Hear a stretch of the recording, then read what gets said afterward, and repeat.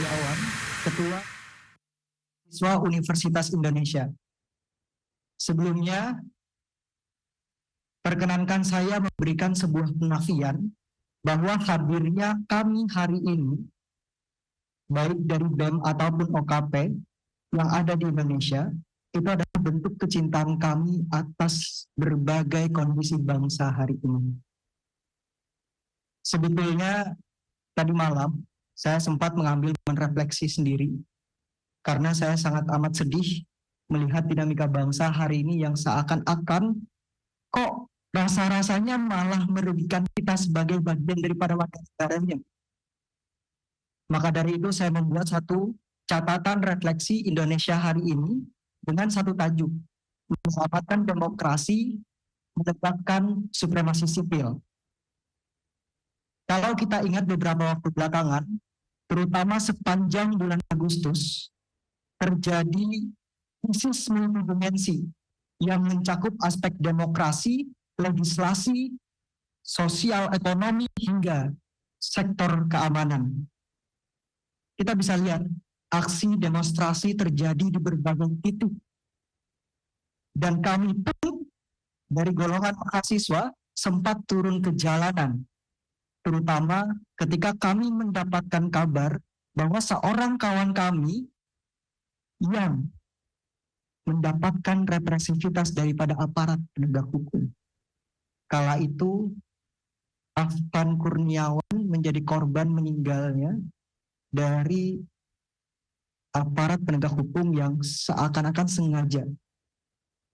Dan inilah yang memantik rasa kemanusiaan kami untuk berhadir di jalanan pun juga hadirnya kami hari ini. Lambat laun muncul statement dari Bapak Presiden Prabowo Subianto bahwa ada dugaan makar dari berbagai aksi yang barangkali terprovokasi oleh sebagian oknum. Dan inilah yang kemudian menghambat kami, jujur saja menghambat kami untuk turun ke jalanan lagi. Karena kami khawatir bahwa gerakan kami hari ini justru ditunggangi oleh sebagian oknum ini. Tetapi di sisi lain saya berefleksi, tidak bisa terus-terusan seperti itu. Maka kemudian di dalam forum ini, saya berharap Bapak Sufmi Dasko, Bapak Saan Mustafa, Bapak Cucun, rekan-rekan media dan seluruh mahasiswa yang hadir di sini, saya ingin ada pembentukan tim investigasi yang independen untuk mengusut tuntas berbagai kekerasan yang terjadi berlangsung sepanjang bulan Agustus ini. Juga dengan dugaan makar yang keluar dari mulut Bapak Presiden Prabowo Subianto. Kami ingin investigasi ini mengusut tuntas semuanya, sehingga kemudian apa yang disampaikan Bapak Presiden dapat dibuktikan. Karena kami dari gerakan merasa dirugikan dengan statement tersebut, yang kemudian menghalangi gerakan kami ke depan. Itu yang pertama. Yang kedua, berkaitan dengan permasalahan kami sebagai bagian daripada warga negara yang sebetulnya khawatir kira-kira kita ke depan itu kondisi ekonominya seperti apa ya. Di tengah masyarakat rentan, menderita, di PHK, ekonomi lesu, daya beli masyarakat menurun, kok bisa ada wakil rakyat yang justru kabarnya tunjangannya dinaikkan, dan ketika ada kabar tersebut, terjadi simbolisasi joget-joget yang kemudian membuat hati kami sedih, Bapak-Bapak sekalian. Kami seakan-akan hanya dimanfaatkan di setiap momen pemilu saja, dengan berbagai janjinya. Tetapi, ketika sudah duduk di kursi-kursi yang enak ini, Bapak-Bapak, Ibu sekalian yang duduk di parlemen seakan-akan melupakan kami sebagai bagian daripada rakyat yang seharusnya diwakilkan setiap pertemuan rapatnya.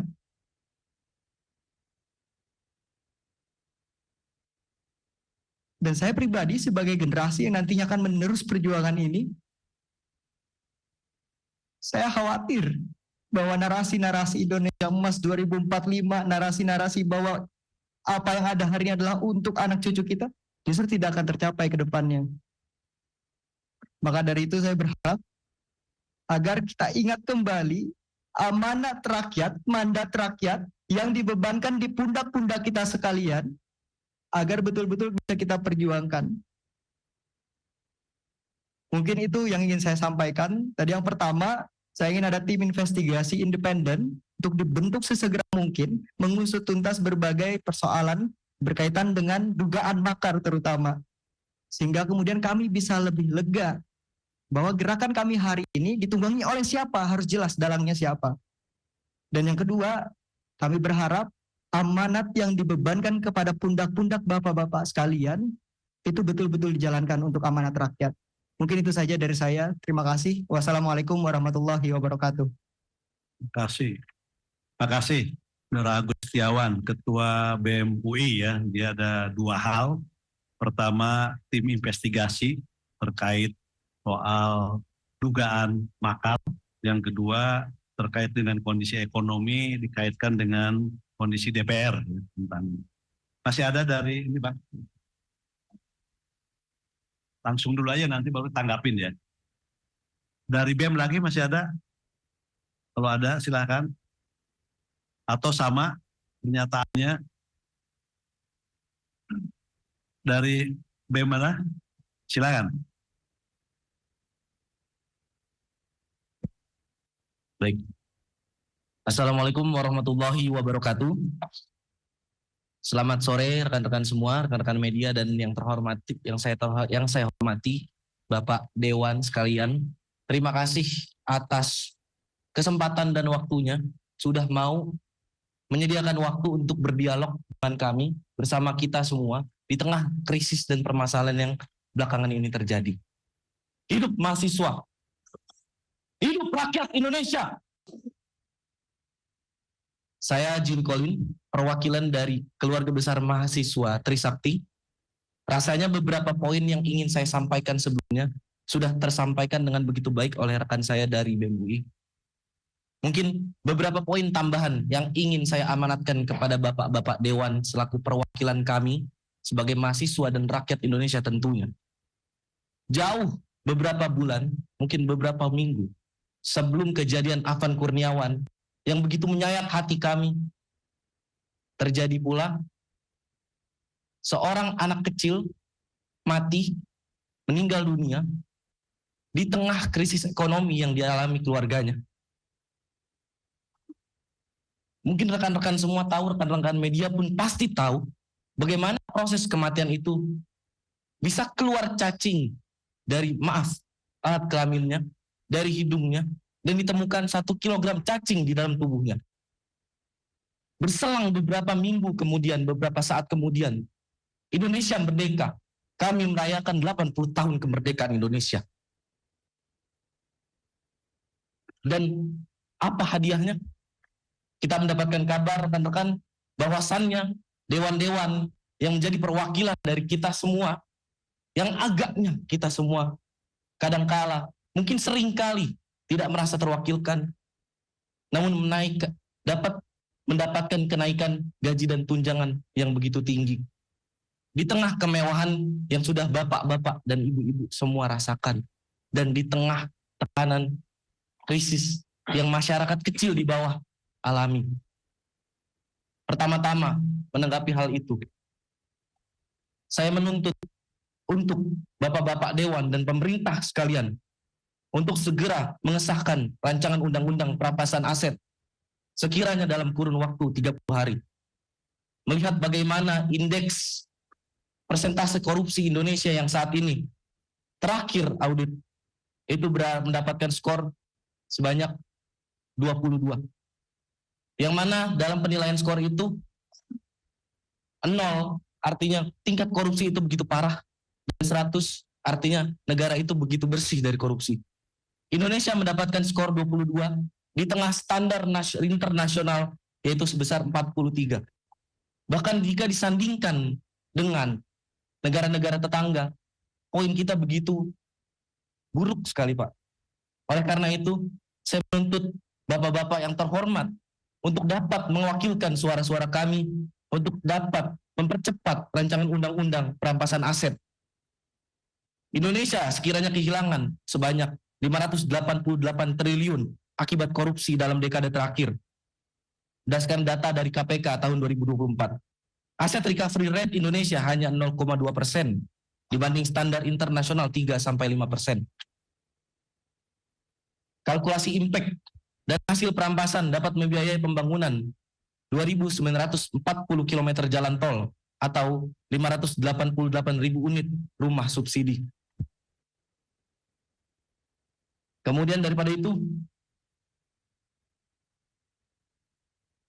kami juga menuntut Bapak-bapak sekalian untuk dapat segera menuntaskan pelanggaran HAM berat, hentikan kriminalisasi aktivis dan mahasiswa,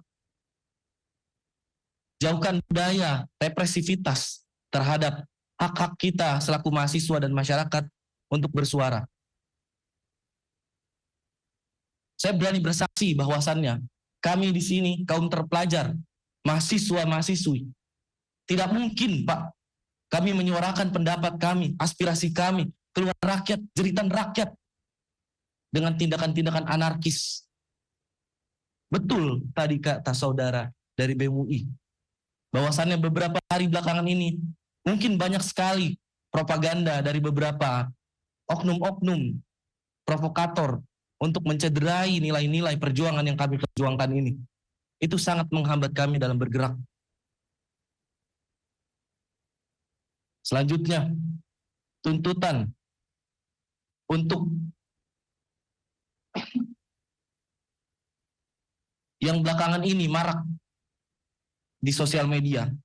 Saya kira bapak-bapak dan ibu-ibu semua tahu, 17+8 tuntutan rakyat yang dilayangkan oleh masyarakat Indonesia yang sekiranya mungkin sudah tersebar lebih dari ratusan ribu.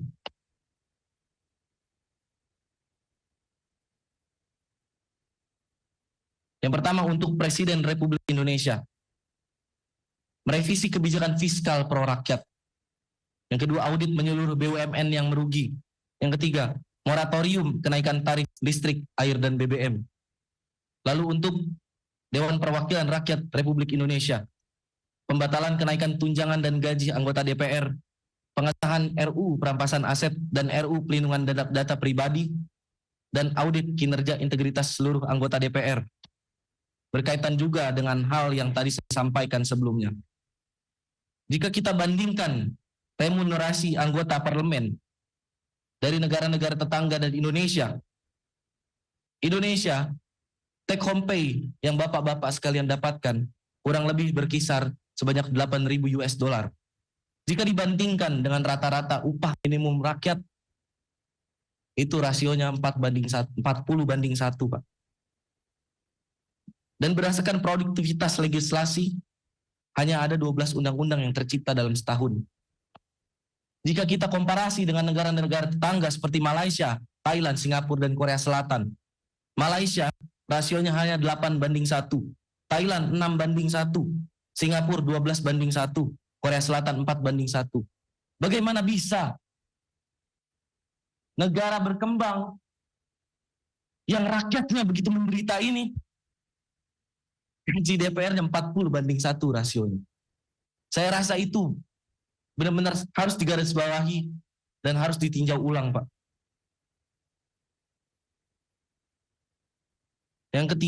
Yang selanjutnya, berdasarkan latar belakang saya di sektor transportasi dan logistik, saya menuntut untuk modernisasi logistik. Sebanyak 828 terminal logistik modern, yaitu 1 miliar per unit, sistem tracking digital untuk 100.000 truk nasional, cold storage network di 414 kabupaten atau kota, dan berikan subsidi transportasi publik, subsidi tarif 50% untuk 166 juta perjalanan per tahun, mengingat Indonesia dengan kapasitas penduduk yang begitu besar. Gratis transportasi untuk 8,28 juta keluarga miskin per tahun, dan program Kartu Jakartawan Nasional untuk 41,4 juta pengguna.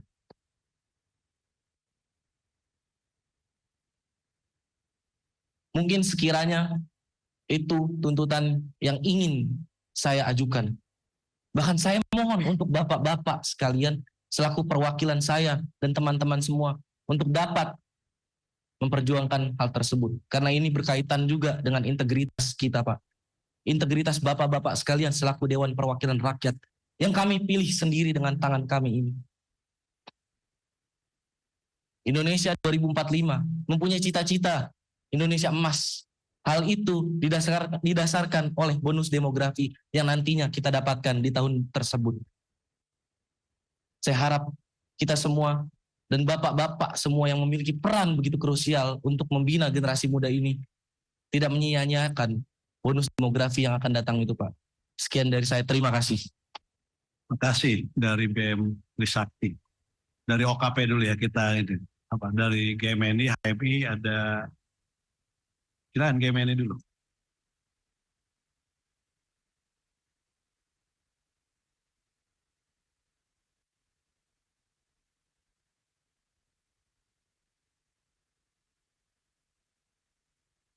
Assalamualaikum warahmatullahi wabarakatuh. Selamat siang Bapak-Bapak sekalian. Saya mohon izin untuk teriakkan petikan semangat perjuangan mahasiswa. Hidup mahasiswa. Hidup mahasiswa. Hidup rakyat Indonesia. Merdeka. Yang kami hormati buruh, tani, nelayan, pedagang kaki lima, pedagang asongan, seluruh rakyat Indonesia, mahasiswa, para cendekiawan, dan juga yang kami hormati Bapak-Bapak sekalian. DPP GMNI telah melakukan konsolidasi yang sangat intens dengan berbagai macam elemen, termasuk pada mahasiswa, buruh, dan kami kemarin sudah menyatakan sikap bahwa GMNI melebur bersama rakyat, bersama masyarakat. Dengan kesempatan yang diberikan oleh Bapak-Bapak Dewan sekalian, kami ingin memanfaatkan hal tersebut. Kami ingin menyampaikan berbagai macam rangkuman, aspirasi yang kami dapat di lapangan setelah berdiskusi dengan kawan-kawan mahasiswa, cerdik-cendikia, dan juga pada masyarakat. Pancatura atau 5 tuntutan rakyat. Kami membawa tajuk DPP GMNI berkomitmen menjaga demokrasi dan supremasi sipil di Indonesia. Poin yang pertama adalah menolak kekerasan dari aparat terhadap masyarakat sipil dan bertanggung jawab secara hukum terhadap korban yang berjatuhan. Kita semua tahu kawan-kawan, almarhum Afan mungkin menjadi salah satu pemicu, pemantik dari gerakan-gerakan yang berkelanjutan ini. Tetapi kita juga tidak boleh lupakan beberapa kawan kita, korban-korban yang sudah berjatuhan dan berguguran selayaknya pahlawan demokrasi di Indonesia. Tentu kita harus berikan apresiasi, perhatian, dan juga kita dorong pada Bapak-Bapak sekalian bahwa proses hukum harus berjalan secara terang benderang, transparan, berintegritas, dan sesuai dengan prosedur. Yang berikutnya, bentuk tim investigasi aksi makar dengan independen dan transparan yang melibatkan masyarakat sesuai dengan konferensi pers Presiden pada 31 Agustus 2025. Bapak-bapak sekalian, tanggal 25 Agustus, terus terang saya hadir dalam proses demonstrasi yang terjadi. Namun, kami DPP GMNI tidak turut serta memobilisasi, tidak turut serta berkonsolidasi, dan lain sebagainya. Tapi kami hadir di tengah-tengah rakyat, mengamati apa yang terjadi. Tentu, kawan-kawan sekalian, yang saya amati adalah terdapat perbedaan corak demonstrasi yang biasa dilakukan oleh kawan-kawan mahasiswa, kawan-kawan buruh, dan elemen-elemen lain. Corak demonstrasi yang biasa kita lakukan adalah dengan atribut, dengan adanya mobil komando, dengan adanya koordinator, dengan adanya jas alma mater, dan lain sebagainya, dan lain sebagainya. Tetapi pada 25 Agustus kemarin, berlanjut pada 28 Agustus kemarin, banyak aksi-aksi demonstran yang tanpa menggunakan atribut, yang tidak dapat terdeteksi siapa-siapanya. maka pidato Bapak Presiden yang menyatakan bahwa terdapat potensi makar, hal ini tentu meyakinkan saya dan mungkin kawan-kawan bahwa ada gerakan-gerakan ke sana. Maka dari itu, Bapak-Bapak sekalian, kawan-kawan sekalian, aksi ini sudah kita lewati bersama dan juga memakan korban, menciptakan kerusuhan. Tentu kami mahasiswa mendorong agar DPR menindaklanjuti secara serius aksi makar ini. Apalagi Bapak Presiden sudah menyebutkannya dalam konferensi pers. Yang ketiga, mendorong DPR mengambil peran strategis di tengah gejolak sosial politik yang terjadi. Kawan-kawan sekalian, kita semua telah bersepakat bahwa Indonesia adalah negara demokrasi. Negara demokrasi ini memiliki 3 lembaga penting, eksekutif, legislatif, dan yudikatif, di mana lembaga legislatif adalah sebagai corong lembaga yang dapat meneruskan aspirasi masyarakat. Kami terus terang Bapak-Bapak Dewan menunggu kehadiran Dewan Perwakilan Rakyat di tengah-tengah gejolak yang terjadi. Mengapa? Karena agar masyarakat, mahasiswa tidak terbenturkan oleh aparat, agar ruang-ruang diskursus, dialog, dan lain sebagainya bisa kita kemas, bisa kita dialogkan tanpa kerusuhan-kerusuhan yang terjadi. Mahasiswa telah aktif, kami mengharapkan bahwa DPR juga dapat mengaktifasi diri, mengambil peran yang strategis di tengah-tengah masyarakat, sehingga ke depan apabila ada gejolak-gejolak yang demikian, maka korban-korban bisa minimalisir kejatuhannya. Tidak ada bentrok antara mahasiswa, aparat, mungkin apalagi dengan TNI. Ini yang perlu kita hindari. Sehingga di negara demokrasi ini, supremasi sipil dapat terus terjaga. Yang keempat, mendorong DPR mendengar aspirasi rakyat terkait pembahasan RUU dan kebijakan prioritas. Bapak-bapak sekalian, mohon izin, sejak 5 tahun yang lalu saya turut serta berdemonstrasi bersama dengan mahasiswa. Tuntutan saya tahun 2019 saat itu adalah tolak RUU revisi Undang-Undang KPK. Sampai sekarang tuntutan-tuntutan itu tidak pernah ada yang goal, tidak pernah digubris. Tidak hanya RUU tersebut atau undang-undang tersebut, ada undang-undang seperti perampasan aset, RUU perlindungan pekerja rumah tangga, RUU masyarakat adat, RUU TNI Polri, RUU KUHP, dan RUU lainnya yang setidaknya 5 tahun ke belakang ini kami mahasiswa konsisten untuk serukan, namun mungkin sangat sedikit yang goal. Tentu ini menjadi catatan bahwa DPR hari ini kami harapkan dapat menindaklanjuti rancangan undang-undang tersebut yang belum selesai tersebut, yang menjadi tuntutan masyarakat tersebut. Karena yang kami khawatirkan, ketika ada aksi penunggangan, ada aksi provokasi, dan seterusnya, kawan-kawan mahasiswa juga terpantik. Kenapa? Karena ada akumulasi dari tuntutan-tuntutan kami yang kemarin belum terwadahi.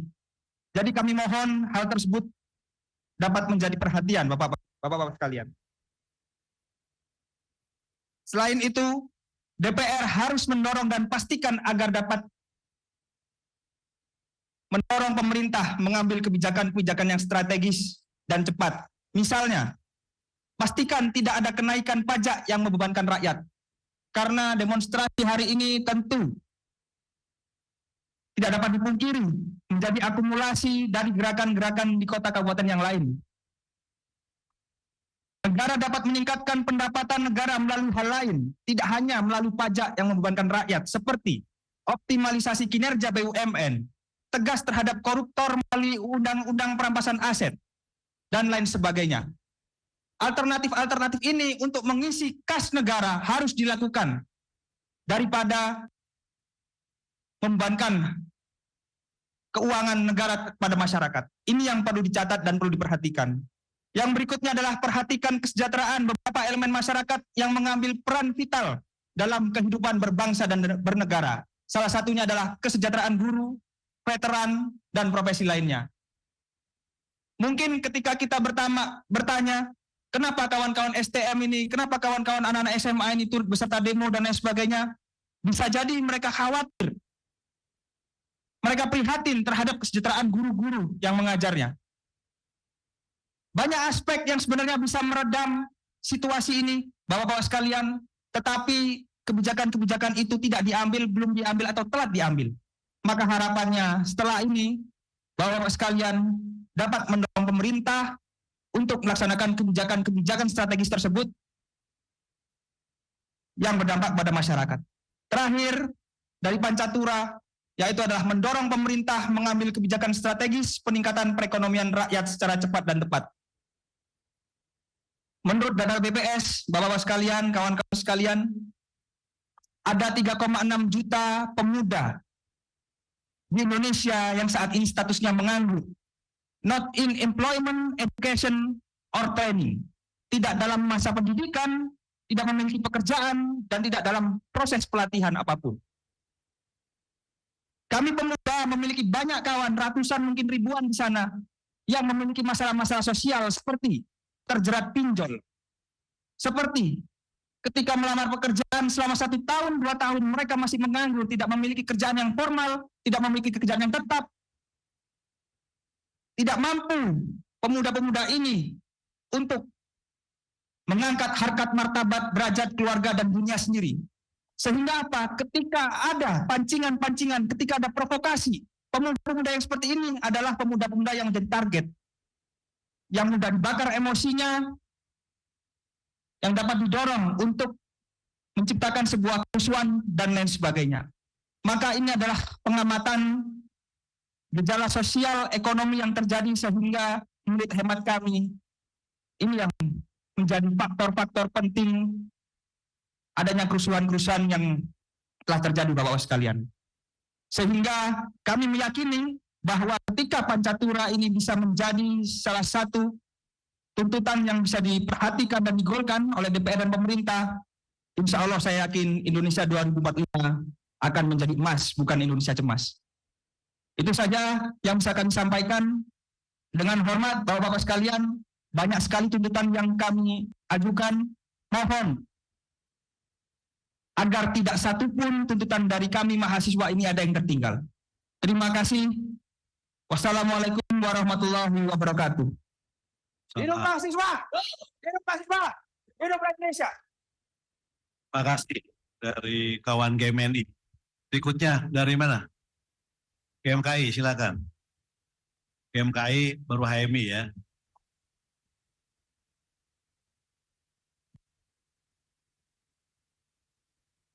Assalamualaikum warahmatullahi wabarakatuh.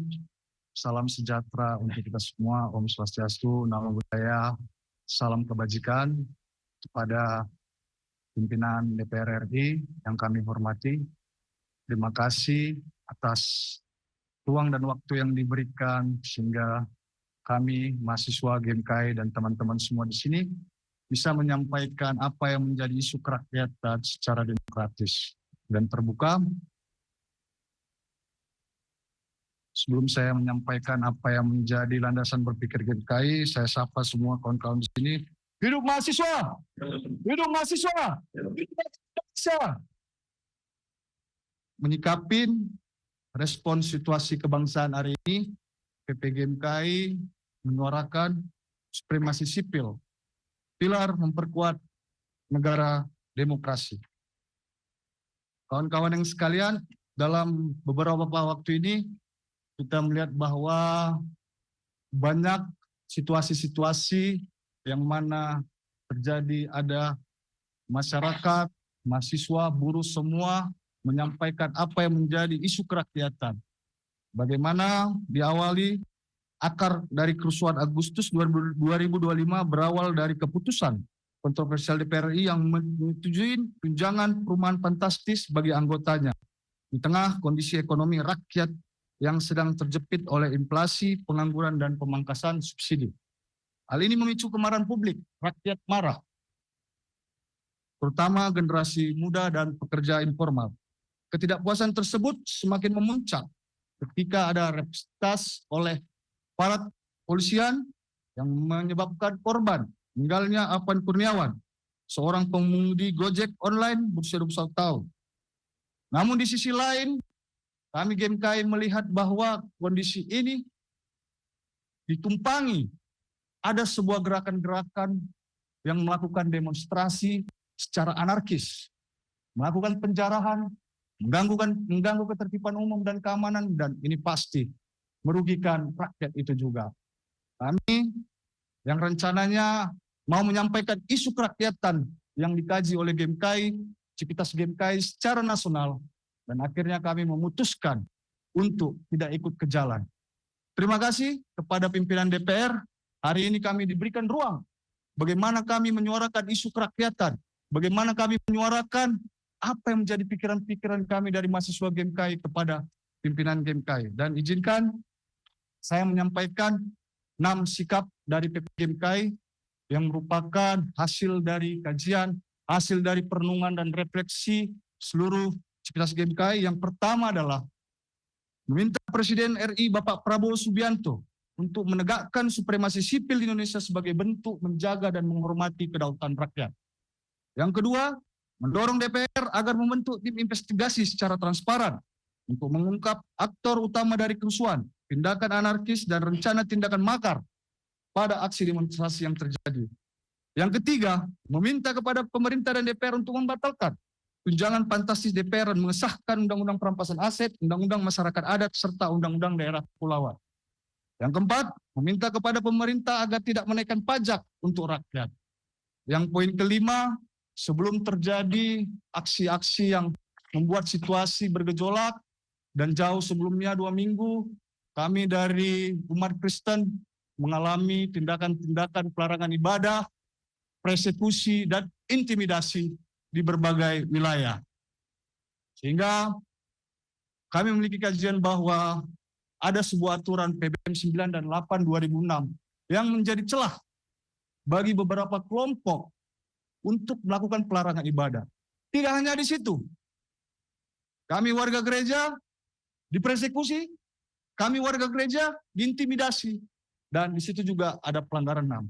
Oleh karena itu, kepada Bapak pimpinan DPR semua, kami meminta kepada Presiden Republik Indonesia yang terhormat Bapak Prabowo untuk mengkaji dan merumuskan kembali draft peraturan Presiden yang tertunda terkait kebebasan umat beragama dan berkeyakinan dengan melibatkan seluruh elemen organisasi keagamaan. Yang keenam, sebagai warga Indonesia yang baik, taat hukum, kami mengajak seluruh elemen masyarakat agar tidak terprovokasi oleh pihak-pihak yang tidak bertanggung jawab dengan tujuan menentukan rakyat, mengganggu ketertiban umum, dan merusak stabilitas nasional. Itu saja yang saya sampaikan kepada pimpinan DPR. Terima kasih. Terima kasih dari GMKI. Silakan dari HMI.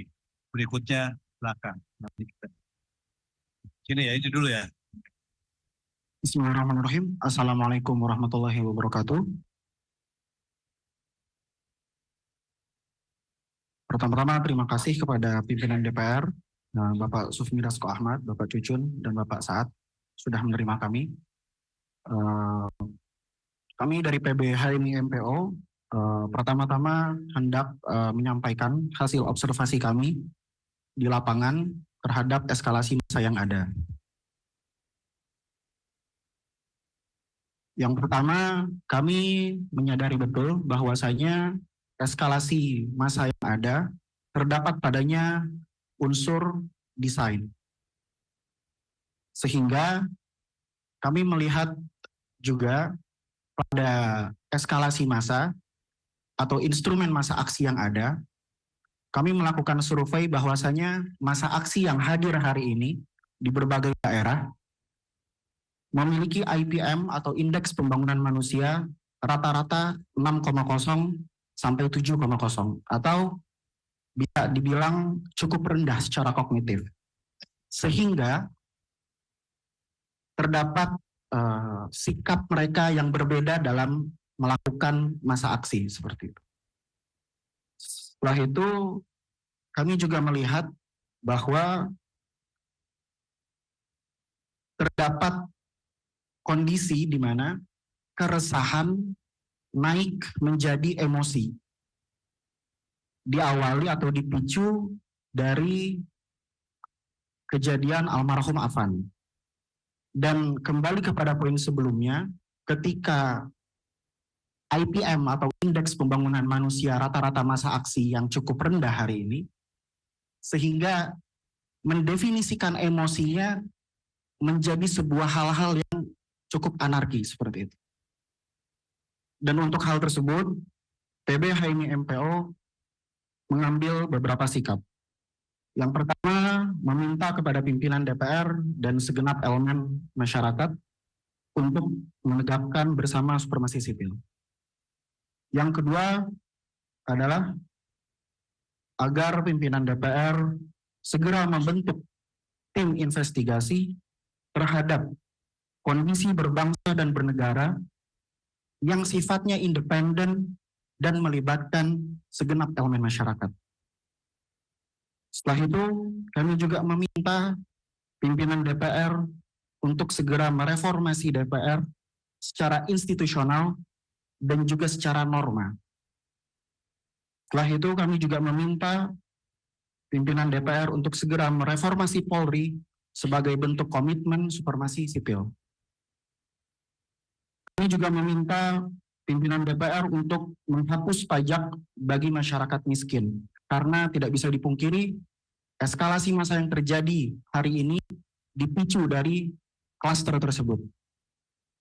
Dan yang terakhir, kami meminta pimpinan DPR untuk segera mengesahkan RUU Perampasan Aset sebagai pengejuantahan komitmen Presiden Republik Indonesia dalam penuntasan masalah korupsi. Mungkin itu dari PB HMI MPO. Billahi taufiq wal hidayah. Wassalamualaikum warahmatullahi wabarakatuh. Salam. Terima kasih dari PB HMI MPO. Yang belakang dulu habis HMI. Silakan. Dari mana yang kami ya, silakan. Dari kami, terus dari HMI Dipo.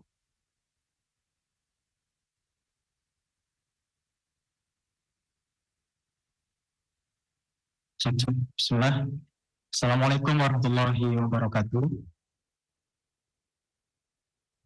Kami ucapkan terima kasih pada pimpinan DPR, kemudian pada kawan-kawan mahasiswa dan OKP dari BEM maupun OKP yang sempat hadir. Mohon izin sebelumnya kami dari Pengurus Pusat Kesatuan Aksi Muassasaah Muslim Indonesia atau PP kami, ya saya kira kita harus menegaskan komitmen kita bahwa hari ini kita hadir di sini sebagai bentuk rasa cinta kita kepada tanah air kita.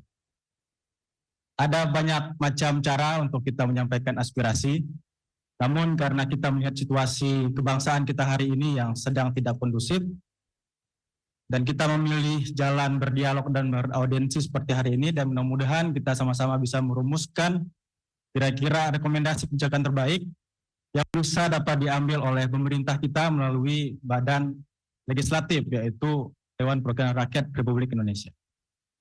Ya saya kira secara garis besar hampir sama seperti apa yang sudah disampaikan oleh kawan-kawan baik dari BEM maupun dari teman-teman OKP yang sudah mendahului.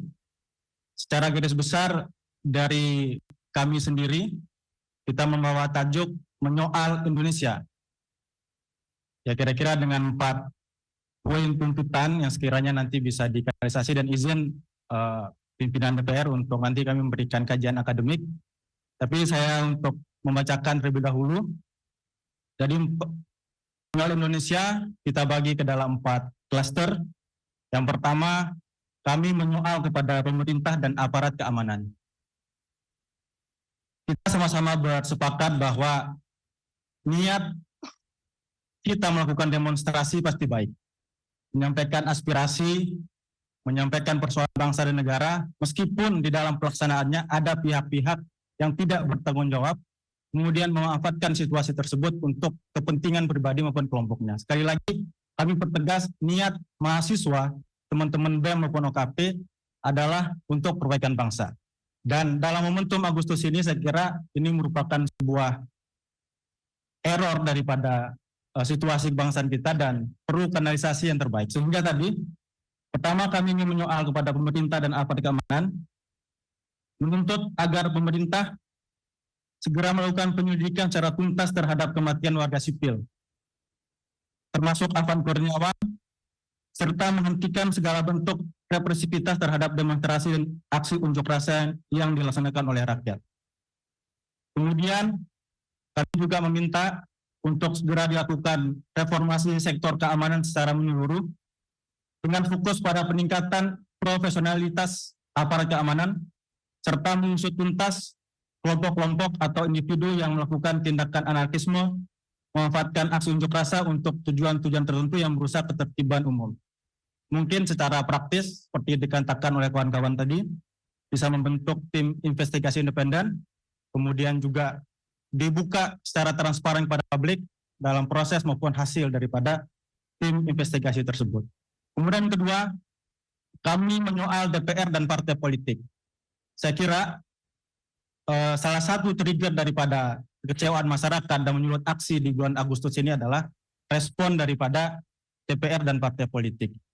Sehingga kami mendesak kepada DPR untuk segera menghentikan pembahasan mengenai kenaikan tunjangan anggota DPR, melakukan transparansi penuh terhadap seluruh anggaran, fasilitas, dan penggunaan dana yang berkaitan dengan kegiatan legislatif. Kemudian kami juga meminta kepada DPR untuk memecat anggota DPR yang terbukti melakukan tindakan provokatif atau penyalahgunaan mandat yang diberikan oleh rakyat, serta memberikan sanksi tegas kepada kader partai yang terbukti tidak menjalankan tugasnya dengan integritas, seperti yang terjadi pada beberapa kasus di masa lalu, untuk memulihkan kepercayaan publik terhadap lembaga legislatif. Jadi saya kira DPR kita masih kita percaya, DPR kita masih hasil daripada proses demokrasi yang sah. Adapun kepercayaan semakin menurun ini karena tindakan satu dua oknum di dalamnya. Sehingga untuk mengembalikan kepercayaan publik tersebut, kami minta kepada pimpinan DPR, khususnya pimpinan partai politik untuk melakukan evaluasi secara total. Kemudian menyoal reformasi dan legislasi pro rakyat. Menuntut DPR agar segera mengesahkan beberapa RUU yang berpihak kepada kepentingan rakyat, seperti yang disebutkan oleh kawan-kawan tadi, mulai daripada RUU perampasan aset, kemudian perlindungan pekerja rumah tangga, untuk peningkatan perlindungan hak buruh domestik, dan RUU masyarakat adat. Kemudian kami juga mendesak untuk menolak pasal-pasal yang bermasalah dalam beberapa revisi Undang-Undang Agraria, kemudian KUHP, RUU Polri, dan RUU Penyiaran yang berpotensi mengancam kebebasan pers, kebebasan berpendapat, dan hak-hak sipil lainnya. Kemudian kami juga menyinggung ekonomi dan kesejahteraan, menyoal ekonomi dan kesejahteraan Indonesia hari ini. Kami meminta kepada pemerintah dan DPR khususnya untuk segera mencabut kebijakan yang tidak berpihak pada rakyat dan merelokasi anggaran pendapatan dan belanja negara atau APBN untuk kepentingan yang lebih produktif, pro rakyat, serta penguatan sektor kesehatan, pendidikan, pangan, dan kesejahteraan masyarakat. Ini termasuk peningkatan kesejahteraan guru yang tadi disampaikan oleh Tum Prima, Tum KMNI juga menyampaikan. Kita melihat bagaimana kondisi tenaga pendidik kita hari ini, kemudian kondisi buruh kita, kemudian pekerja informal yang sampai hari ini belum mendapatkan kepastian seperti jaringan pengamanan sosial dan sebagainya. Saya kira ini sangat mendesak untuk segera diselesaikan. Kemudian kami juga menyoal perihal untuk segera mendesak pemerintah menerapkan sistem perpajakan yang progresif, yang lebih adil, di mana individu atau kelompok orang-orang yang kaya atau kelompok-kelompok kaya membayar pajak yang lebih besar. Sementara kelompok masyarakat berpendapatan rendah tidak dibebani dengan pajak-pajak yang tidak proporsional untuk menciptakan pemerataan ekonomi dan kesejahteraan sosial yang lebih inklusif. Kami kira demikian, mohon izin, dan sekiranya nanti ada proses lanjutan agar kami juga dapat mengawal bagaimana rekomendasi kebijakan ini untuk segera bisa diimplikasikan atau diaplikasikan. Demikian, Assalamualaikum warahmatullahi wabarakatuh. Mohon izin kami untuk menyerahkan.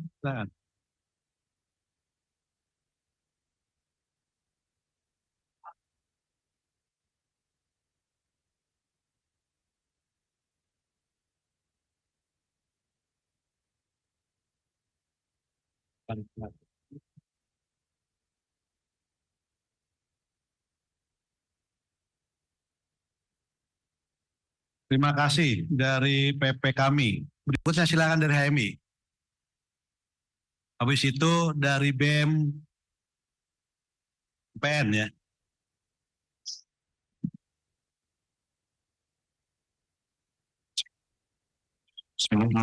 Assalamualaikum warahmatullahi wabarakatuh.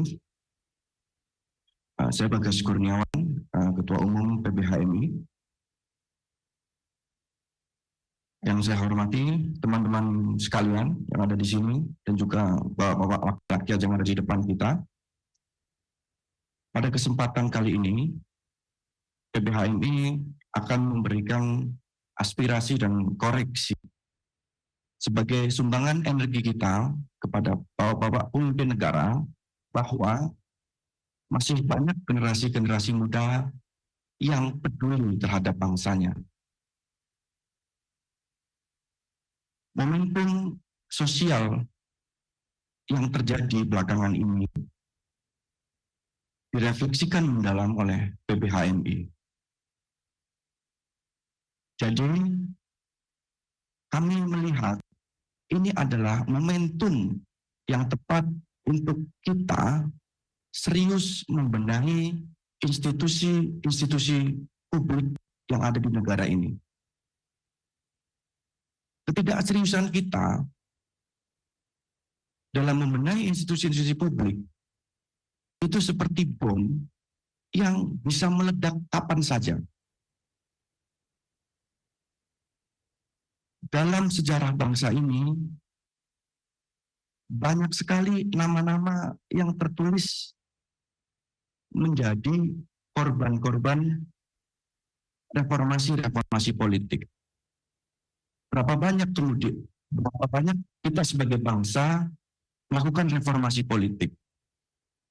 Tapi ternyata ini semua tidak berbanding lurus, malah justru berbanding terbalik dengan kemakmuran dan kesejahteraan yang kita sebagai negara dan sebagai bangsa tuju bersama. Oleh karena itu, momentum ini HMI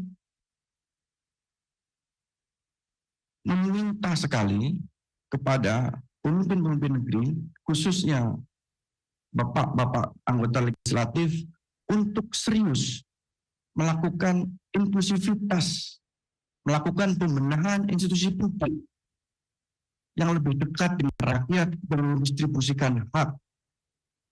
Karena dalam negara demokrasi, institusi publik yang maju dan inklusif adalah satu-satunya, saya ulangi lagi, adalah satu-satunya penopang dalam demokrasi yang sehat. Tidak ada cara lain, kecuali kita mau memilih jalan yang lain selain demokrasi. Oleh karena itu, PBHMI membuat suatu refleksi yang kemudian kita temakan dengan nama Koreksi Indonesia. Koreksi Indonesia ini adalah muncul dari keresahan kita, PBHMI khususnya sebagai generasi muda, tentang masa depan bangsanya. Tentang bom-bom, tentang bahan bakar sosial yang bisa meledak kapanpun karena adanya kesenjangan institusi itu. Oleh karena itu, dalam Koreksi Indonesia ini, PBHMI merangkumnya menjadi 7 tuntutan yang kita sebut dengan Sabta Suara. Tuntutan yang pertama, PBHMI meminta adanya reformasi partai politik.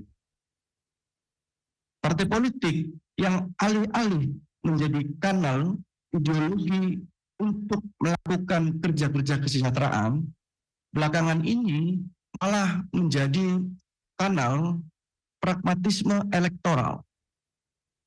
Oleh karena itu, PBHMI concern dan PBHMI mandatkan bahwa reformasi politik ini perlu. Karena apa? Karena partai politik adalah tulang punggung di demokrasi. Tulang punggung untuk masuknya semua kebijakan dan kehidupan berbangsa dan bernegara. Yang kedua, membenahi seluruh institusi publik secara serius. Saatnya kita merefleksikan dan membenahi semua institusi publik kita secara serius. Institusi publik di bidang demokrasi, institusi publik di bidang ekonomi, institusi publik di bidang penegakan hukum. Saatnya kita benahi secara serius untuk menuntut kemajuan bangsa kita di masa yang akan datang. Yang ketiga, pecat wakil rakyat yang toksik untuk masyarakat. Yang keempat, efisienkan anggaran untuk pejabat dan perbaiki layanan kepada rakyat. Yang kelima, sahkan secepatnya RUU Pro Rakyat. Yang keenam, revisi Undang-Undang Nomor 13 Tahun 2003 tentang Ketenagakerjaan, di mana lebih dari 60% masyarakat Indonesia adalah sektor informal yang saat ini tidak jelas statusnya, tidak jelas benefitnya, tidak jelas insentifnya. 60% warga ini harus kita lindungi bersama. Dan yang terakhir, yang nomor 7, yaitu reformasi perpajakan yang lebih adil. Di mana perpajakan harus adil. Jangan seperti yang dikomunikasikan di media-media. Kalangan-kalangan atas mendapatkan amnesti, kalangan-kalangan bawah mendapatkan kenaikan pajak. Dan ketika rakyat marah, maka disebut ada provokator. Tidak, ini adalah mewakili aspirasi rakyat. Dan selain tanggung jawab intelektual PBHMI melalui Koreksi Indonesia, PBHMI juga menyampaikan tanggung jawab moral bahwa kita sudahi, cukup. Jangan ada afan-afan yang lain. Oleh karena itu, untuk komitmen itu, komitmen supremasi sipil, kita mengusulkan pada tanggal 28 Agustus menjadi Hari Supremasi Sipil di Indonesia. Untuk menstop, jangan ada lagi darah-darah yang jatuh dari penyampaian aspirasi-aspirasi publik. Darah rakyat Indonesia sangat berharga. Tidak boleh lagi ada darah-darah yang jatuh. Dan terakhir, untuk menunjukkan keseriusan PBHMI melakukan reformasi partai politik, PBHMI akan menyerahkan surat aduan masyarakat kepada MKD untuk memecat anggota-anggota DPR yang tidak mewakili aspirasi rakyat dan memberikan surat somasi kepada seluruh parpol di DPR RI untuk segera melakukan pembenahan secara bersama-sama masyarakat.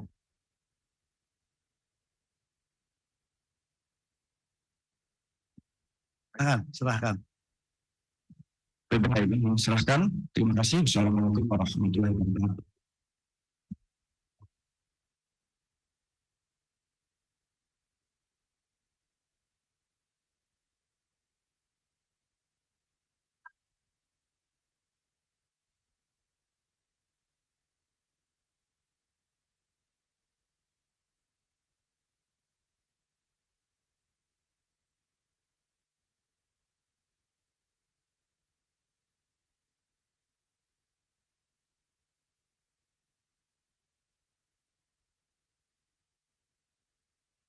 Makasih, Saudara Bagas, Ketua Umum PBHMI, Dipo. Berikutnya, kami persilahkan dari UPN. Yang tadi nyampaikan kalau ada yang mau diserahkan nanti bahan yang sudah menyampaikan dulu nanti serahkan buat bahan kami ya.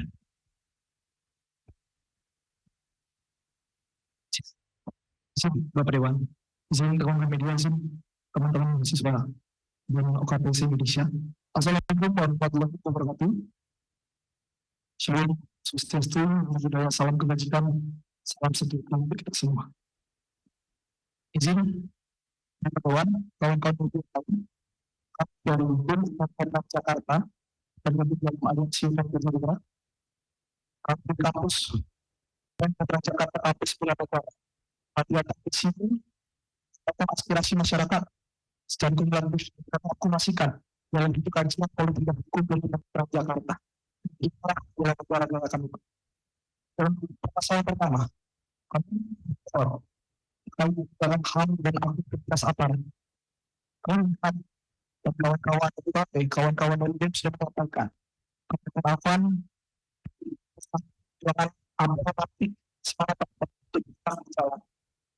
Bisa melihat bahwasanya aparat kepolisian, aparat keamanan yang bertugas untuk menangani masa aksi itu represif bisa menangani masa aksi. Negara demokratis itu harus tunduk pada prinsip rule of law, di mana aparat penegak hukum tidak boleh bertindak semena-mena. Masa aksi seluruh rakyat Indonesia terpercaya. Rakyat Indonesia memiliki konstitusi untuk bebas dari tindakan represif, bebas dari perlakuan diskriminatif. Artinya adalah ketika instansi kepolisian negara Indonesia secara cacat implementasi dalam melakukan transaksi dan kemudian melanggar konstitusi, kualitas dan kapasitas aparat dalam melakukan transaksi secara tidak langsung legitimasi bahwasanya berkutat oleh kepolisian bersama demokrasi telah merosot tanpa menciprai gerakan rakyat. Ya, dengan sekarang fasilitas aparat biarkan, maka terjadi integritas yang bertentangan dengan basic principles on the use of force and firearms by law enforcement officials. Artinya, fasilitas aparat apabila kita biarkan, kalau aparat ketika menyerap masa aksi apa kita buat, apabila kita buatkan, sama saja kita melegitimasi bersama aparat kepolisian keamanan saksi itu sah secara legitimitas. Kita akan itu. Untuk analisa kami Pak, buat kami ini bagian pertama. Kami khusus pansus hak asasi manusia untuk mengawasi kasus terorisme Alvan Purnawan dan korban retensitas lainnya di seluruh Indonesia. Bapak Dewan untuk bisa berkomunikasi dengan Presiden, untuk bisa mendesak Bapak Presiden, untuk bisa membentuk tim investigasi. Presiden sudah menyatakan bahwa tidak ada identitas pakar. Hal ini terlihat psikologis masa aksi gerakan rakyat Indonesia. Kita berharap misalnya perlu ada jawaban apa yang disampaikan oleh Bapak Presiden Prabowo Subianto, bahkan indikasi makar tersebut. Kami Bapak Dewan untuk bisa melakukan Bapak Presiden bisa untuk membuat investigasi independen, melibatkan masyarakat sipil, melibatkan Komnas HAM, melibatkan LPSK dan seluruh organisasi masyarakat sipil lainnya secara independen untuk bisa menelusuri indikasi makar ataupun gerakan yang ditunggangi oleh kepentingan kelompok itu. Kedua, kami menggelar permasalahan reformasi sektor keamanan dan supremasi sipil. Normalisasi keterlibatan TNI dan Polri dalam ranah sipil melalui revisi legislasi mengancam prinsip supremasi sipil.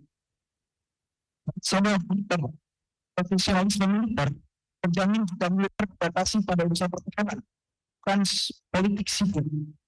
Dan kami juga melihat konstitusi negara Indonesia menegaskan supremasi sipil dalam pasal 30 ayat 2 Undang-Undang Dasar 1945. Usaha pertahanan dan keamanan negara dilaksanakan melalui sistem pertahanan dan keamanan rakyat semesta dengan TNI dan Polri sebagai alat negara. Dan akhir, kami melihat rancangan revisi Undang-Undang Polri dan regional negara memperluas kewenangan tanpa kontrol publik risiko memunculkan state authoritarianism. Artinya apabila undang-undang Polri dan undang-undang sekarang tanpa kontrol dan tanpa ada substansial akan menjadikan konsep Indonesia ada kekuatan kita. Kita tidak bisa mengakomodir apa yang diaspirasikan. Dan kami juga yang pertama DPR menolak pasal-pasal dalam RUU Polri, RUU HAM, RUU Negara yang memperluas kewenangan aparat di luar fungsi konstitusional. Kedua, pemerintah melaksanakan security sector reform dan pilot oversight DPR, pembatasan peran militer dan batas aparat. Ketiga, Presiden menegaskan komitmen politik atas sipil dengan melakukan penempatan politik dan politik dalam jabatan sipil. Mungkin kalau kita boleh tambahkan. Ya, izin Pak. Perkenalkan nama saya Raul, saya dari keluarga Masyarakat Peran Jakarta. Bahwa kami juga melihat bagaimana krisis legislatif dan juga krisis kepercayaan publik terhadap DPR, Pak. Bahwa kami melihat sebagai yang diwakilkan, bahwa kami nggak bisa atau mempercayakan bagaimana suara-suara kita akhirnya didengar. Kami melihat bahwa DPR larut Pak dalam kepercayaan. Bahkan membahas kenaikan tunjangan tenaga kesehatan. Hal ini terperlu kepercayaan publik terhadap DPR, Pak. Bagaimana DPR harus bisa menghentikan wacana kenaikan tunjangan dan buka audit atas seluruh fasilitas dan penggunaan APBN. Lalu selanjutnya, kesejahteraan sosial ekonomi dan kebijakan yang pro rakyat, Pak. Kebijakan pemerintah lebih pro elit, mengabaikan kelompok produktif seperti pekerja formal. Bahwa kami minta di sini, bagaimana kami yang diwakilkan itu merasa bahwa suara kami akan didengar, Pak. Juga bagaimana RUU yang progresif seperti RUU perampasan aset, RUU perlindungan PRT, RUU masyarakat adat terhambat, sementara regulasi bermasalah, RUU Polri, RUU anggaran justru dipercepat. Bahkan juga meminta bagaimana dalam pembentukan undang-undang ini kita seluas-luasnya partisipasi publik, Pak. Banyak cendekiawan yang hadir di Indonesia. Banyak di situ unsur politik yang bisa menghasilkan suatu kebijakan yang dalam pro rakyat, Pak. Lalu ada proyek strategis nasional yang merampas masyarakat. Bahwa bagaimana banyak pengajian yang akhirnya menjadi konflik agraria, Pak. Dan saya harap itu bisa dikaji ulang, Pak. Bagaimana banyak masalah-masalah tanah yang ada di Indonesia. Dan yang terakhir, saya harap ini bisa kita semua bagaimana kita bisa mereformasi partai politik kita. Karena yang saya lihat dan saya cermati dan menjadi kajian bersama dan teman-teman UPN bagaimana pos politik ataupun harga ataupun kepentingan ataupun pemilu pada hari ini itu sangat mahal.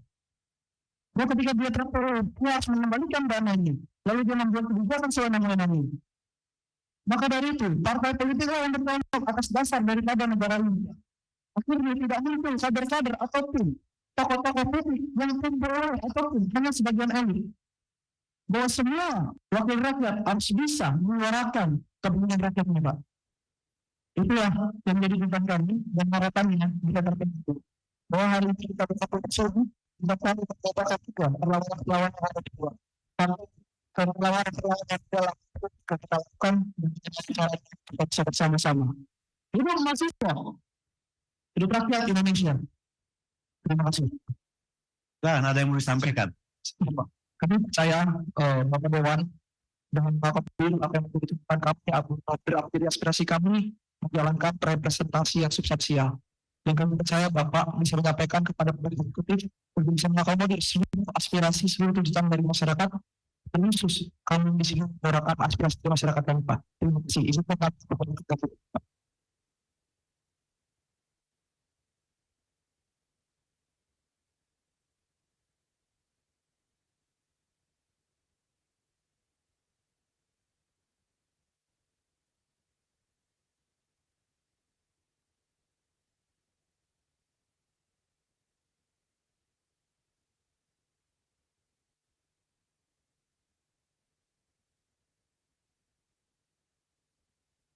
Makasih dari BEM-UPN. Ya. 1, 2, 3, 4, 5, 6. Ya, silakan depan dulu, habis itu kacamata, sebutkan nama. Saya bilang 1, 2, 3, 4, 5, 6 ya.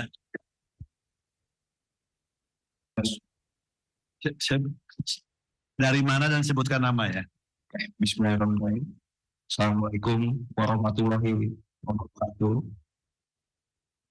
Selamat siang menuju sore, kawan-kawan semua. Perkenalkan, nama saya Torik Rifki Ferdiansyah, selaku Ketua Umum Himpunan Mahasiswa Ilmu Politik Indonesia atau Himapolindo, bersama dengan pengurus saya. Yang saya hormati Bapak-Bapak, anggota DPR RI, dan juga para rekan-rekan media. Ada beberapa hal yang mau kami sampaikan secara organisasi, secara kehimapolindoan, bahwa dalam peristiwa tanggal 25 Agustus sampai dengan 2 September ini merupakan catatan merah bagi kita sebagai Republik Indonesia. Peristiwa kematian anak bangsa, peristiwa represivitas yang dialami oleh masyarakat sipil akan ketika ia ingin menyampaikan aspirasinya, menyampaikan pendapatnya dalam negara ini. Justru yang ia dapat adalah pentungan dan gas air mata.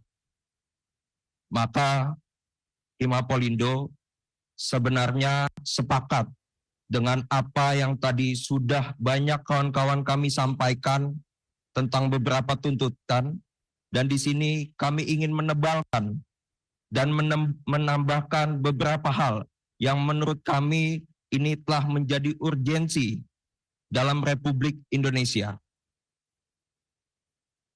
Di sini kami mempunyai 6 tuntutan.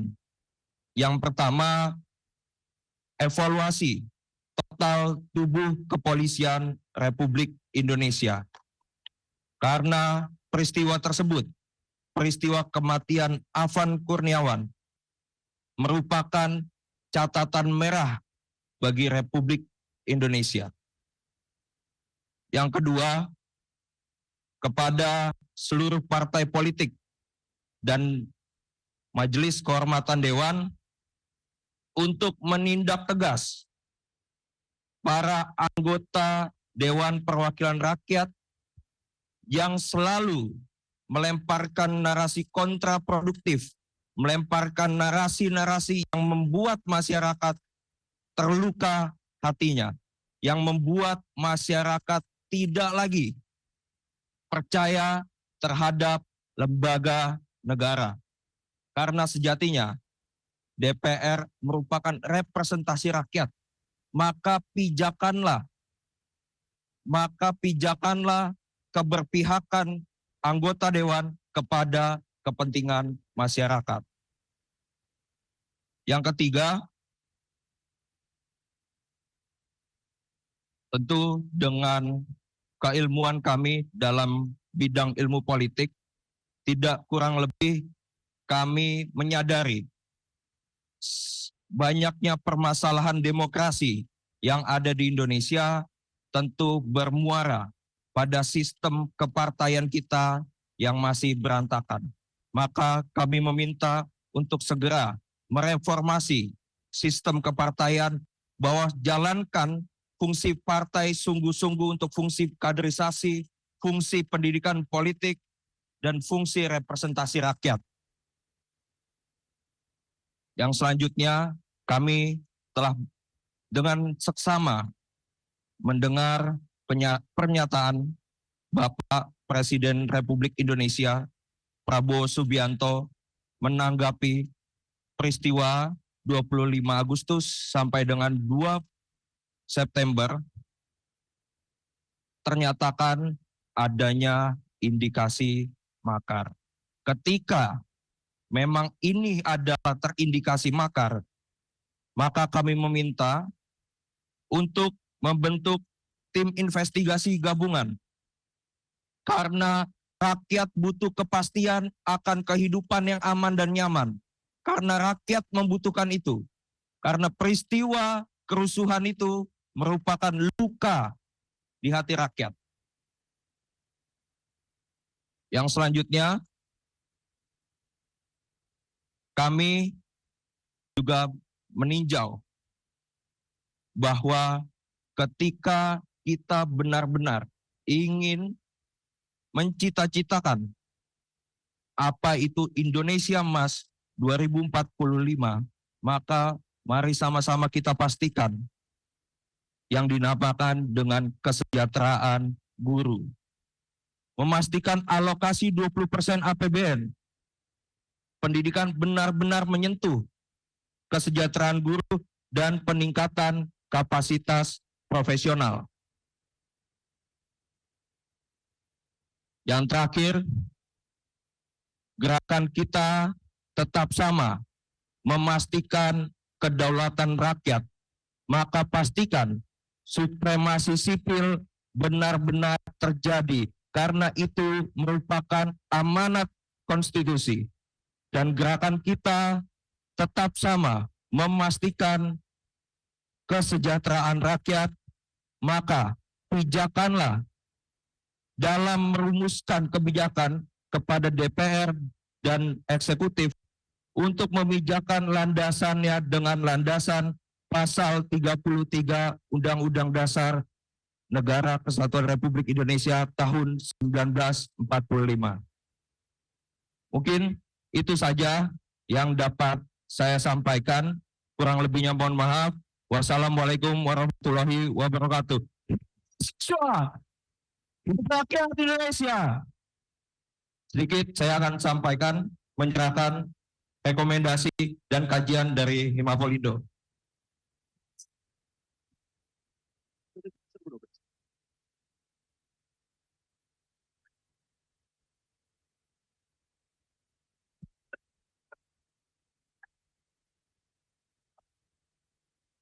Nomor 3.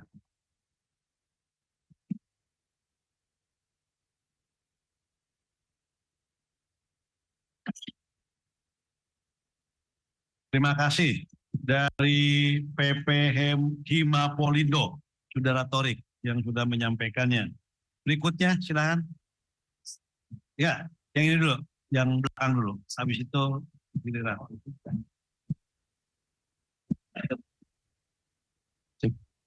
Assalamualaikum warahmatullahi wabarakatuh. Terima kasih kawan-kawan semua dari UKP, BEM, Aliansi karena sudah hadir.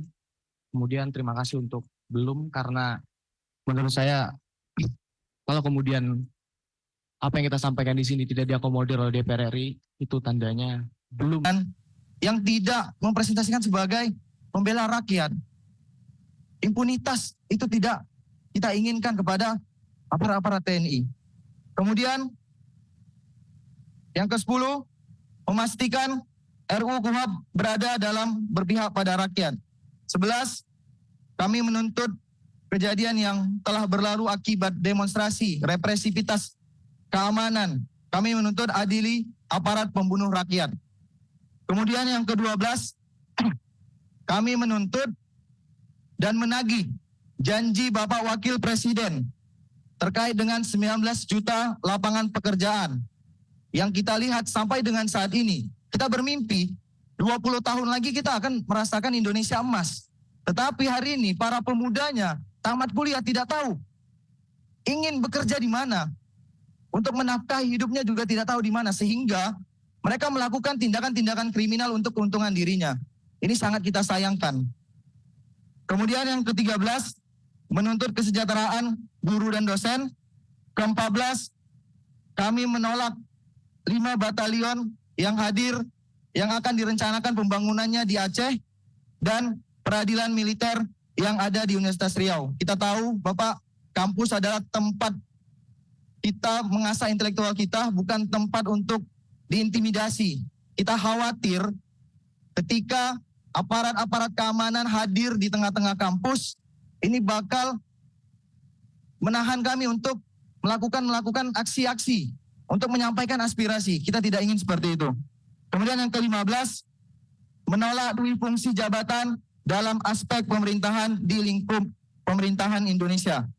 Kemudian yang terakhir, terkait dengan persoalan hari ini dan kemudian statement yang dikeluarkan oleh Bapak Presiden terkait adanya indikasi makar dalam kasus-kasus yang hari ini beredar, kami meminta DPR RI membentuk Satgas Investigasi bersama untuk perubahan perbuatan makar yang dilakukan dan terbuka bagi elemen masyarakat serta diawasi oleh elemen masyarakat. Mungkin itu kajian yang kami berikan, tuntutan-tuntutan yang kami sampaikan hasil dari kajian Aliansi Badan Eksekutif Mahasiswa seluruh Indonesia. Dan ini kami rangkum, sebenarnya Pak, ada berbagai tuntutan yang berasal dari daerah-daerah yang kami kumpulkan secara kolektif, sehingga ini bisa dipertimbangkan dan bisa menjadi bahan kajian Bapak-Bapak sekalian di DPR RI. Mungkin sebelum saya memberikan kajian ini, saya ingin mengingatkan kepada kita semua bahwasanya perjuangan kita hari ini berasal dari seorang mahasiswa. Maka bapak-bapak yang di depan sini juga pernah menjadi seorang mahasiswa. Untuk mengingatkan kembali bahwa perlawanan, bahwa perubahan, perbaikan ada di ranah mahasiswa, maka saya ingin kita di sini sama-sama menyampaikan sumpah mahasiswa. Mari teman-teman sekalian, sama-sama kita berdiri, angkat tangan kiri kita, dan izin kepada bapak-bapak yang berada di depan untuk sama-sama berdiri karena bapak-bapak sekalian sempat juga menjadi seorang mahasiswa.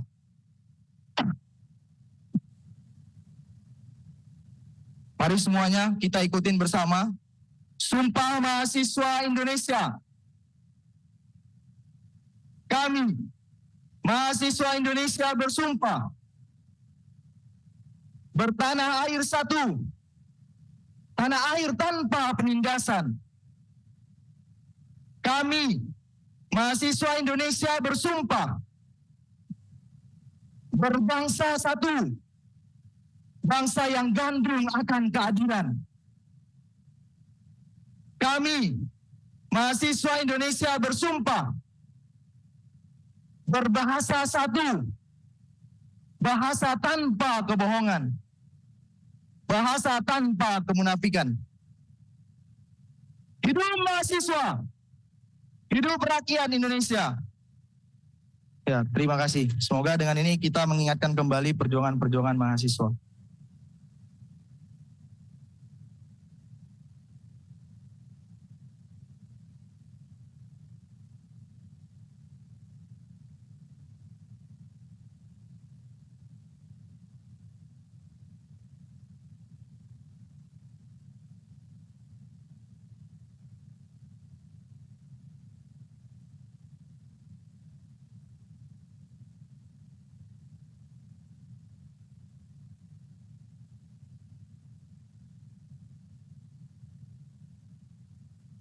Terima kasih dari BMC Rakyat Bangkit.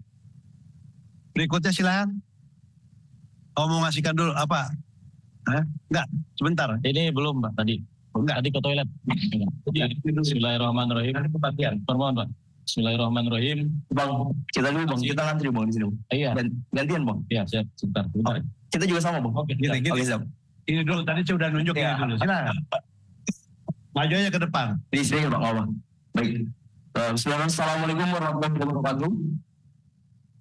Bismillahirrahmanirrahim. Wassalamualaikum Muhammad yang saya hormati seluruh rakyat Indonesia, izin kami menyampaikan aspirasi di gedung ini. Mungkin kami yang hadir dari sini adalah semua mahasiswa, tapi kami lahir dari kaum petani, kami lahir dari kaum buruh, kami lahir dari para nelayan, dari guru honorer, dari para pedagang. Kami ingin menuntut keadilan kepada Dewan Perwakilan Rakyat Indonesia yang mewakili suara kami. Pemilu 2024 menghabiskan 80 triliun anggaran. Tentu itu anggaran yang sangat fantastis untuk diberikan rakyat. Jika wakil rakyat kita yang masih tinggi, masih arogan sayang selalu. Maka di momentum ini kami ingin menyampaikan beberapa tuntutan kami, aspirasi kami yang perlu sama bapak-bapak Dewan Perwakilan Rakyat dengarkan sesama dan sebaik-baiknya. Sebelum kami menuntut tuntutan kami, yang pertama kami ingin menjelaskan kembali, melanjutkan dari korpus BMSI, bahwa kami bebaskan semua kawan kami yang hari ini melakukan demonstrasi di seluruh Indonesia yang ditangkap di Kapolres, di Polres Indonesia, tolong bebaskan kawan kami. Bapak wakil rakyat semua, tolong memberi jaminan bahwa hari ini kita diberi kebebasan untuk kumpul, berserikat dan menyampaikan pendapat. Maka pastikan kawan kami satu pun yang tidak melanggar hukum dipastikan bebas tanpa luka, tanpa apapun itu. Itu yang kita tegaskan. Yang ketiga, kami ingin mengingatkan kembali bahwa dengan pertemuan hari ini harus ada 10 nyawa yang hilang, harus ada halte-halte yang kebakar, ada kantor-kantor DPRD yang terbakar dengan kantor kepolisian. Artinya apa? Ini peringatan terakhir bahwa ke depan untuk wakil rakyat kita tolong senantiasa bisa menyenangkan kami dengan cara-cara yang baik. Jangan sampai ke depan kami menyimpulkan bahwa kalau mau didengarkan wakil rakyat, kita harus membuat kebijakan. Kalau mau didengarkan rakyat, kita harus membuat gerakan-gerakan yang tidak mungkin tidak diinginkan. Tapi kami memastikan bahwa yang ke depan, ketika ada suara rakyat, ketika ada demonstrasi, dengarkan tuntutan kami, dengarkan suara kami, dengarkan apa yang rakyat ini sampaikan. Itu yang akan kami tegaskan. Kami, saya William Mutakin, dari BEM Perguruan Tinggi Muhammadiyah, 23, Jawa Barat, DKI, dan Banten. Hari ini kami juga sama-sama menunggu momentum ini, yang dulu suara itu di jalan, tidak sampai di suara parlemen. Ditemu dengan pembuat kebijakan yang hari ini tadi kawan-kawan semua sudah sampaikan di forum ini. Tuntutan kami ada 7, yang perlu menyampaikan di forum ini, meskipun kita sama-sama punya keresahan yang sama. Kita bicara tadi sama-sama ingin segera pengesahan rancangan undang-undang pemberantasan aset koruptor yang sudah masuk prolegnas mungkin sudah 4 periode tapi belum disahkan sampai hari ini. Kami menuntut tahun ini periode ini untuk undang-undang pemberantasan aset disahkan sesuai dengan keinginan Bapak Presiden Prabowo Subianto. Yang kedua, kami perlu menyampaikan bahwa cat anggota DPR yang tidak kredibel dan audit kekayaan DPR. Karena semua fasilitas wakil rakyat difasilitasi oleh pemilihan rakyat dan dibayar oleh rakyat dari pajaknya. Maka perlu transparansi dari wakil rakyat kita yang digaji oleh APBN negara. Yang ketiga, kami menuntut pengungkapan aktor kerusuhan serta pertanggungjawaban atas korban jiwa yang hari ini mungkin bukan menjadi aksi 25 sampai 29, tapi sebelum-sebelumnya. Usut tuntas semua aktor yang terlibat sehingga harus ada korban jiwa dalam gerakan demonstrasi di negara demokrasi ini. Yang keempat, reformasi struktural DPR dan partai politik. Kami juga sepakat dengan kawan-kawan bahwa partai politik kita perlu reformasi karena kaderisasi wakil rakyat kita berangkat dari partai politik. Tapi reformasi politik ini ke arah yang lebih harus kita dukung. Dan kami menuntut dari 8 partai yang ingin diperoleh, bahkan yang 18 partai yang sedang kontestasi ikut terlibat untuk reformasi partai politik agar wakil rakyat kita depan tidak gagasan ide-ide bahkan mampu mewakilkan suara rakyat. Terus suara rakyat adalah suara Tuhan. Selanjutnya, kami juga menuntut pembatalan kebijakan pajak yang membebani rakyat. Hari ini rakyat kita sedang susah ekonominya, tiba-tiba Menteri Keuangan sudah menaikkan BPJS. Itu sangat memukul bagi rakyat. Hari ini rakyat kita seharusnya diperhatikan sama pemerintah, bukan dikeruk dengan pajak sebesar-besarnya. Bagaimana ini kita lihat semua kepala daerah mereka PBB-nya sampai 100% bahkan 1000%. Itu kalau yang menolak untuk kenaikan pajak. Selanjutnya kami juga mendorong pahlawan tanpa tanda jasa untuk diberikan kesejahteraan guru. Ini sudah kami sampaikan kepada Kementerian Pendidikan waktu hari kelas sebelumnya bersama kawan-kawan bahwa menuntut guru untuk segera kesejahteraan. Bahkan menuntut bahwa gaji guru harus lebih besar daripada gaji DPR. Mutlak teman-teman. Karena itu adalah penghargaan tertinggi untuk guru bangsa kita. Ketujuh, kami juga audit BUMN secara menyeluruh. Karena hari ini BUMN kita cenderung korup, BUMN kita juga cenderung tidak pernah memiliki korup di sana. Kami menuntut DPR sebagai lembaga pengawas untuk memastikan bahwa BUMN kita bersih tanpa ada korupsi. Terakhir, kami membawa Presa Uhamka yang juga salah satu korbannya hari ini harus cacat seumur hidup gara-gara akibat demonstrasi. Assalamualaikum warahmatullahi wabarakatuh. Perkenalkan, nama saya Agus Alim, Presiden Mahasiswa BEM Uhamka, sekaligus bagian dari Aliansi Pembebasan Zona 3. hari ini saya berdiri di sini dan menuntut di sini, sebelumnya saya perlu mengingatkan Bapak sekalian yang ada di depan sana. Pertama, hubungan pimpinan rakyat bersama rakyat jangan bersifat partikular, jangan hanya bersifat kepentingan. Dan jangan sampai hubungan pimpinan rakyat bersama rakyat itu hanya bersifat transaksional. Karena kalau itu terjadi, maka pimpinan rakyat melaksanakan tupoksinya pasti akan minim empati dan simpati. Padahal wakil-wakil rakyat harus punya responsivitas dan juga sensitivitas terhadap isu-isu yang menerpa masyarakat.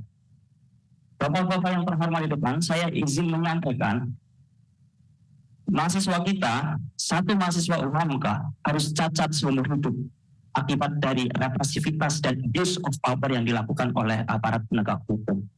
Akhirnya saya berpikir, Pak, apakah semahal ini harga untuk menyampaikan kebebasan berpendapat? Apakah semahal ini harga untuk kebebasan berekspresi? Hal itu bisa terjadi karena aparat penegak hukum lebih mengedepankan sisi-sisi militeristik dibanding humanitas. Maka di sini kami sangat berharap ada reformasi fundamental terhadap aparat penegak hukum. Supaya menjadi catatan suara-suara rakyat yang melambung tinggi untuk pimpinan rakyat jangan sampai represif, harus mati terlebih dahulu, harus cacat seumur hidup. Tidak sepantasnya harga rakyat yang bapak-bapak di depan dipilih oleh rakyat, tetapi kita menyampaikan aspirasi kita harus cacat, bahkan kita harus mati. Tidak sepantasnya rakyat bergelombang jalan hanya untuk menyampaikan suaranya dan tuntutannya. Maka di sini bapak-bapak sekalian, kita sangat menuntut adanya reformasi aparat penegak hukum khususnya di kepolisian.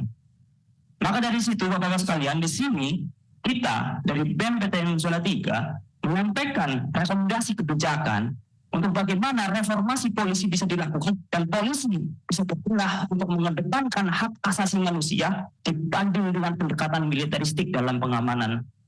Pertama, Bapak, kita menyampaikan merekomendasikan kebijakan adanya pengawasan mekanisme eksternal di dalam tubuh kepolisian.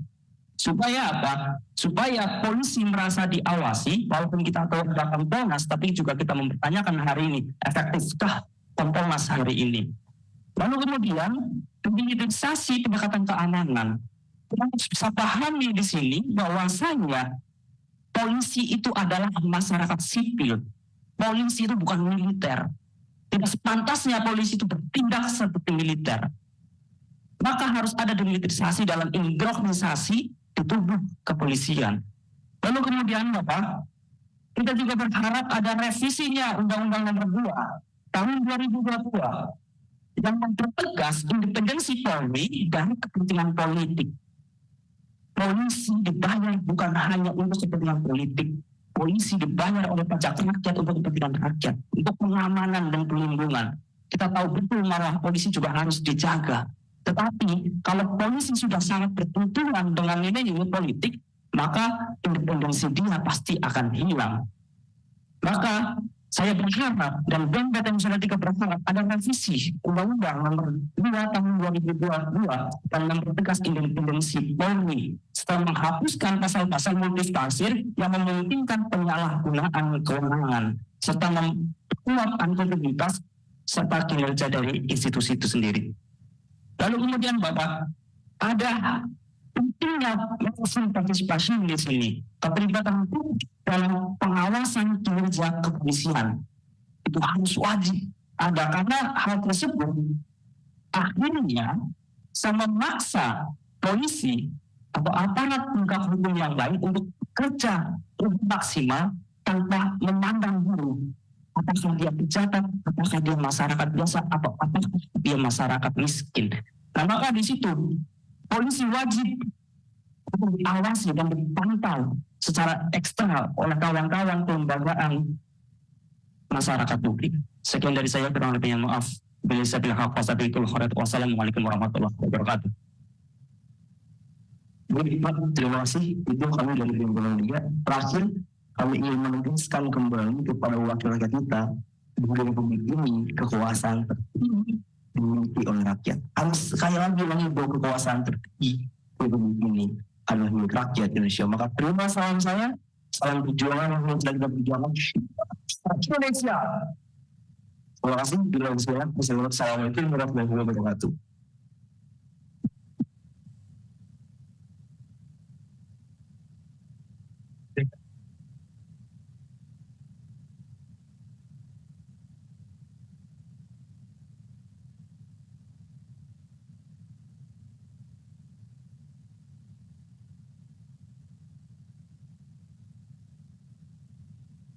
Terima kasih. Ini dari BEM PTMA Zona 3. Berikutnya, mau nyerahin. Nah ini dulu nih. Ya, ini kan baru kelima. Ini kan tadi itu sini kan. Belakangan daftarnya ya. Ya itu dia. Apa? Nyerahin atau nyerahin aja? Kalau nyerahin aja boleh. Hah? Ya silakan aja. Ya nanti habis ini ya.